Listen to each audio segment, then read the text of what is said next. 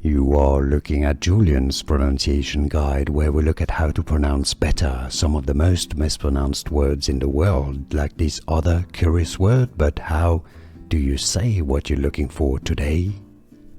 Let's learn how to pronounce this word from Spanish, meaning a travel or a voyage when you are traveling. So in Spanish. So how do you say travel or trip? It's also like a trip. The Spanish pronunciation is as viaje. Let's break it down. B, yes, V is pronounced like a B, most generally in Spanish. Viaje. So you have this very specific h sound, very guttural from Spanish. If you can replace it with an H sound from English, which makes it sound somewhat similar, if you cannot pronounce it very well, and say viaje.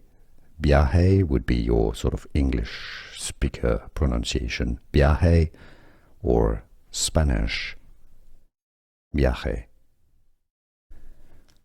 Let's learn how to pronounce this word from Spanish, meaning a travel or a voyage when you are traveling. So in Spanish. So how do you say travel or trip? It's also like a trip.